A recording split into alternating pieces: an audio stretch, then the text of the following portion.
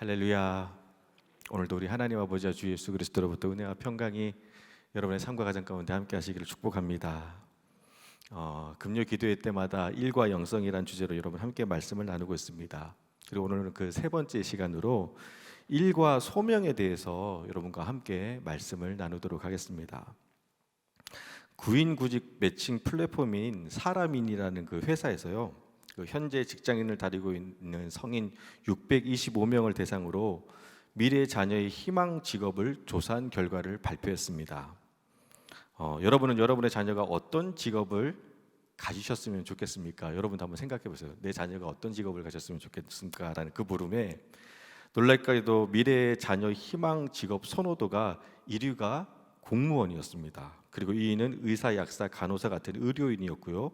3위가 검사, 판사, 변호사 같은 법조인이었습니다. 그리고 그 다음으로 교사, 교수 같은 교육자로 순위가 매겨졌습니다. 이게 몇 해 전 자료라 지금은 조금 변동이 있겠지만 그래도 한국 부모들이 선호하는 직업군이 어떤 것인지 대략적으로 보여주고 있습니다.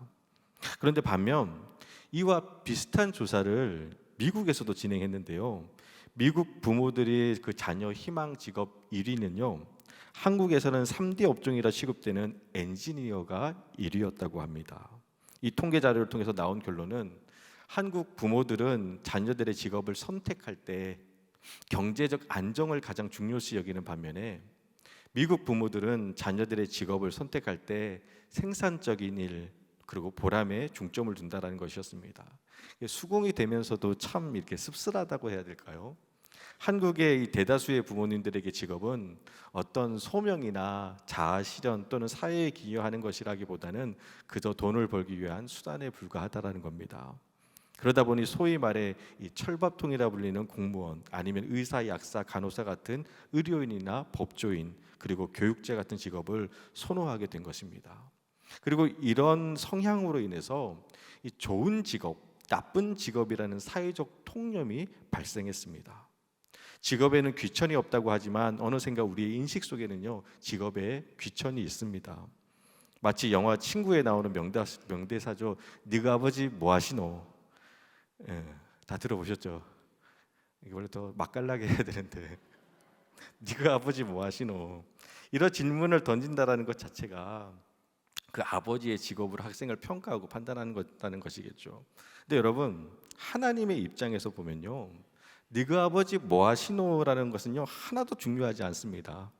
아버지가 대통령이든 아버지가 국회의원이든 아니면 아버지가 농사를 짓든 고기를 잡는 어부든 그건 하나도 중요하지 않습니다. 왜냐하면 모든 직업은 가치가 있고 어느 것 하나 소중하지 않은 것이 없기 때문입니다. 하나님의 눈에는 다 똑같습니다. 오늘 말씀이 바로 그겁니다. 고린도전서 7장 17절 말씀 우리 다시 한번 같이 한 목소리로 읽도록 하겠습니다. 오직 주께서 각 사람에게 나눠주신 대로 하나님이 각 사람을 부르신 그대로 행하라. 내가 모든 교회에서 이와 같이 명하노라. 아멘. 말씀을 보면요 하나님이 각 사람을 부르신 그대로 행하라라고 나옵니다. 쉽게 말하면 하나님의 부르심은 각 사람마다 다르고 부르신 그대로 그냥 행하라라는 겁니다. 근데 여러분 여기서 인상적인 것은요 종교개혁가 마틴 루터는 여기서 이 부르심이라는 이 단어를 독일어로 베루프 곧 직업으로 해석을 합니다. 흔히 우리는 하나님의 부르심을 어떤 사명이나 소명의 자리로만 생각을 합니다. 목사나 선교사나 아니면 어떤 특별한 사역자나 헌신자로 부르시는 소위 말해 성직이라 불리는 사역의 자리를 부르심이라고 생각을 합니다. 그래서 이 부르심을 흔히 신령한 직분이라고 말하기도 하는데요.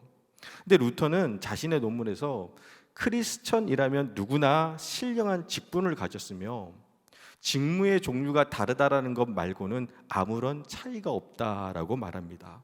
즉 성직자라 불리는 목사님, 선교사님들만 신령한 직분이 아니라 회사에 다니는 회사원도 붕어빵을 파는 붕어빵 장수도 심지어 루터는 소 젖을 짜는 지극히 단순한 일을 하는 사람이라 할지라도 그래서 그것이 비록 보잘것없고 세속적으로 보인다 할지라도 그 일들은 다 하나님의 부르심이라는 것입니다. 오늘 본문에서 하나님이 각 사람을 부르신 그대로 행하라는 이 말씀은요 사실 되게 간단합니다. 대통령은요 대통령의 일을 하면 되는 것이고 농부는 농부의 일을 하면 되는 겁니다. 회사원은 회사의 일을 하면 되는 것이고 학생은 학생의 일을 하면 되는 것입니다. 주부는 주부의 일을 하면 되는 겁니다. 목사는 목사의 일을 하면 되는 겁니다. 그것이 바로 부르심에 순종하는 삶이라는 겁니다. 대통령의 일은 위대하고 농부의 일은 하찮은 것이 아니라 또 목회와 선교 사역은 거룩하고 숭고한데 회사원이 회사 다니는 그 업무는 세속적이고 거룩하지 않은 게 아니라 하나님이 부르신 모든 직업이 다 신령한 직분이라는 겁니다.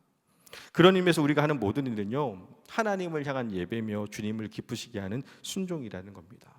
소젖을 짜는 일이라 할지라도 주님이 내 안에 계시고 마음을 다하여 소젖을 짠다면 그 일이 바로 하나님을 향한 예배라는 겁니다.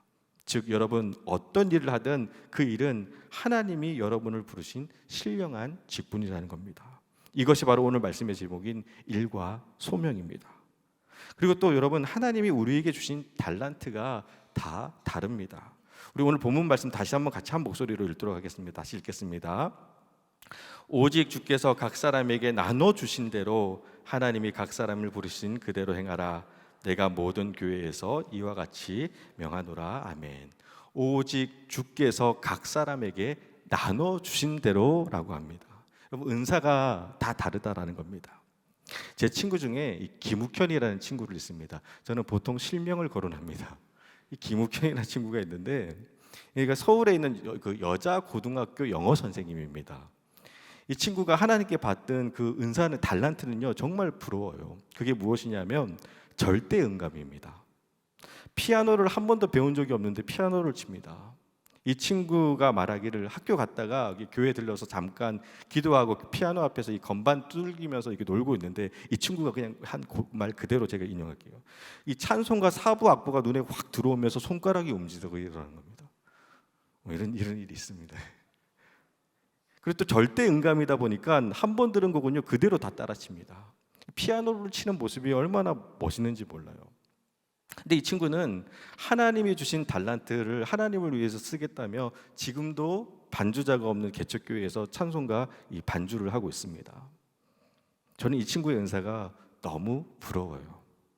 반면에 어떤 집사님은요 그런 이야기를 하셨습니다. 목사님, 저는 신기하게 교회에 다니다 보면 이 구석구석 떨어진 쓰레기나 껌딱지 같은 게 그렇게 눈에 들어온다라는 겁니다. 정말 작아서 다른 사람들은 못 보고 지나치는 작은 쓰레기조차도 자기 눈에는 너무나도 선명하게 보인다라는 겁니다.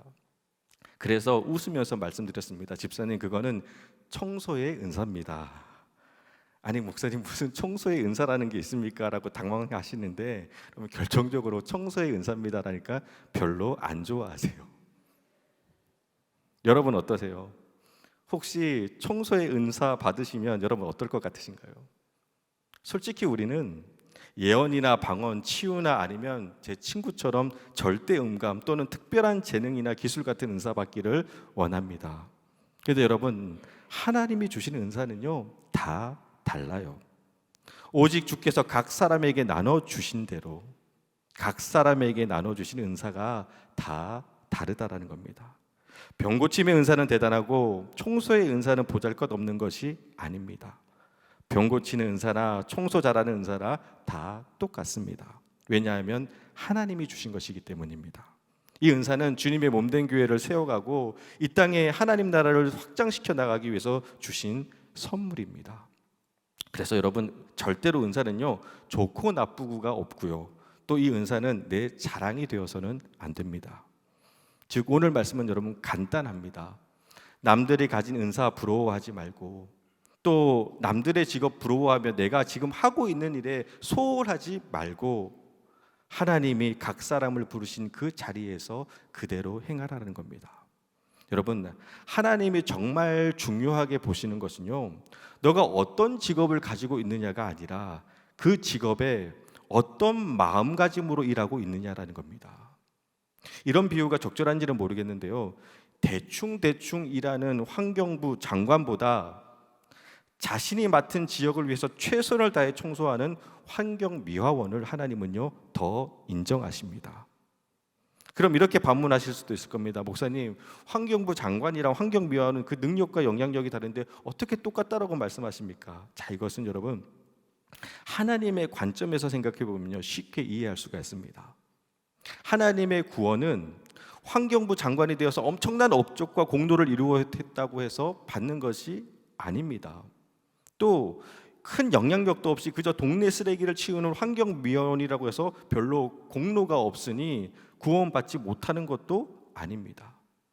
우리가 다 알다시피 구원은요, 오직 믿음으로 받는 겁니다. 이것이 의미하는 것이 무엇이냐면요, 인간의 공로와 업적과 신분과 지위는 하나님 앞에 아무것도 아니라는 겁니다. 대통령이든 구급 공무원이든 예수님을 영접했다면요, 똑같은 주님의 은총받는 자녀입니다. 대통령이라서 더 은총받는 자녀가 아니라는 거예요. 똑같은 주님의 은총받는 자녀입니다. 오늘 이 예배에 참석한 분들 중에 고액의 연봉자도 있을 것이고, 소위 말해 남들이 부러워할 만한 직업과 지위를 가진 분도 계실 겁니다. 반면에 정말 박봉의 월급에 이제 막 사회생활을 시작한 사회 초년생도 있을 겁니다. 그런데 여러분, 하나님 보시기에는요, 다 똑같습니다. 사장이든 직원이든 명문대를 나왔든 전문대를 나왔든 연봉이 1억이든 연봉이 1,000만 원이든 하나님 보시기에는요, 다 똑같습니다. 그래서 교회에서는요, 그 사람이 누구든지 무엇을 하든지 형제 자매가 될 수 있는 겁니다. 여러분, 소위 세상에서는요, 사장과 직원이 어떻게 형제 자매가 됩니까? 대통령과 구급 공무원이 어떻게 형제 자매가 될 수 있겠습니까? 세상에서는 절대로 불가능한 일이지만 교회에서는 가능합니다. 왜냐하면 하나님 눈에는 그 사람이 무엇을 하든 다 하나님의 부르심에 합당한 주님의 자녀들이기 때문입니다.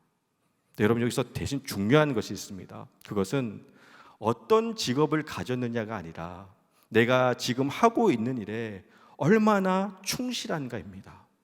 하나님이 보시는 것은요, 내가 어떤 일을 하느냐가 아니라 어떻게 일하고 있느냐라는 겁니다. 그 일이 작고 보잘것없어 보인다 할지라도 하나님은 그 일을 통해서 이 세계를 움직여 가시며 하나님의 뜻을 이루어 가신다는 겁니다. 루터는요, 자신이 정리한 대요리 문답이란 책에서 일용할 양식을 구하는 주기도문의 간구를 언급하면서 이렇게 말합니다.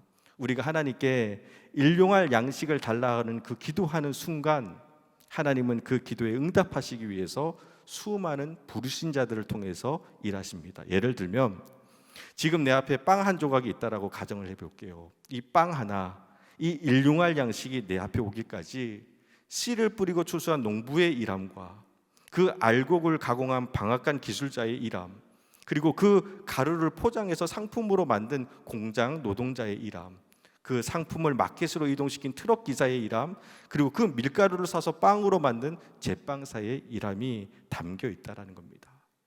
일용할 양식을 주소서라는 그 기도에 응답하시기 위해서 하나님은 수많은 부르신 자들의 일함을 통해서 역사하신다는 겁니다. 따라서 내가 농사를 짓든 트럭을 운전하든 가게에서 장사를 하든 내 모든 일이 하나님의 기도 응답의 역사를 위해서 사용되어진다는 겁니다. 즉 우리의 일이 하나님의 소명인 겁니다. 그럼 이렇게 반문하실 수 있을 겁니다. 아니, 전능하신 하나님이신데 그냥 완성된 빵 한 번에 주시면 되지 왜 이렇게 많은 사람들의 일함을 통해서 응답하시는 겁니까? 이 물음에 루터는 이렇게 답합니다. 굳이 인간이 쟁기질을 하고 씨앗을 뿌리지 않아도 하나님은 쉬 나달과 과일을 주실 수 있지만 그러고 싶어 하지 않으신다. 하나님은요, 그러고 싶어 하시지 않으신다. 왜냐하면 하나님은 우리가 주신 빵을 그저 먹는 인간이 아니라 빵을 만들 수 인간으로 살아가기를 원하신다는 겁니다. 여러분, 탈무드에 보면요, 이런 말이 있습니다. 다 들어보셨을 거예요. 너무 유명한 말입니다. 정말 자녀를 사랑한다면 물고기를 잡아주지 말고 뭐라 그랬죠? 물고기 잡는 법을 가르쳐라. 정말 자녀를 사랑한다면 물고기를 잡아주지 말고 물고기 잡는 법을 가르쳐라. 솔직히 하나님이 일하시면 더 빠르고 더 쉽고 더 잘하실 겁니다. 하지만 하나님은요, 더디 걸리고 실수하고 또 잘못해도 우리의 수고와 노력으로, 즉 우리의 일함을 통해서 하나님의 역사를 이루어 가시길 원하십니다. 그렇다고 하나님이 뒷짐지고 가만히 구경하고 계신 것이 아니라 오히려 하나님이 주도적으로 일하십니다. 그런데 여러분, 여기서 중요한 것은 하나님은요, 혼자만 일하시는 것이 아니라 우리와 함께 일하기를 원하신다라는 겁니다. 우리가 너무나 잘 아는 찬양이죠. 전능하신 나의 주 하나님이라는 찬양이 있습니다. 이 찬양의 전반부 가사를 보면요, 제가 읽어드릴게요. 전능하신 나의 주 하나님, 전반부 가사를 보면 이렇습니다. 전능하신 나의 주 하나님은 능치 못하실 일 전혀 없네. 우리의 모든 간구도, 우리의 모든 생각도, 우리의 모든 꿈과 모든 소망도, 신실하신 나의 주 하나님은 우리의 모든 괴로움을 바꿀 수 있네. 불가능한 일을 행하시며 죽은 자를 일으키시니 그를 이길 자 아무도 없네. 여러분, 이 찬양 다 아실 겁니다. 가사를 보면요, 전능하신 나의 주 하나님은 능치 못하실 일이 전혀 없으시고 불가능한 일을 행하시며 죽은 자도 일으키시는 분이십니다. 자, 그런데 여러분, 이어지는 후렴구 가사를 보면 이렇습니다. 주의 말씀 의지하여 깊은 곳에 금을 던져 오늘 그가 놀라운 일을 이루시는 것을 보라. 주의 말씀 의지하여 믿음으로 금을 던져 믿는 자에게 능치 못함 없네. 전능하신 하나님, 능치 못하실 일이 전혀 없으신 하나님이시지만 그냥 물고기를 잡아주시지 않습니다. 주의 말씀 의지하여 깊은 곳에 그물을 던지라는 겁니다. 주의 말씀 의지하여 믿음으로 그물을 던지라는 겁니다. 그리고 그때 주님이 행하시는 놀라운 일을 보게 되는 것이고 믿는 자에게 능치 못함이 없는 겁니다. 사랑하는 여러분, 주님은요, 우리가 금을 던지기를 원하십니다. 이런 주님의 동력은요, 주님의 그 사역 곳곳에 나타납니다. 또 하나 예를 들면 죽은 나사로를 살리실 때도 예수님이 나사로야 나오너라 라고 말씀하심으로 죽은 나사로를 살리십니다.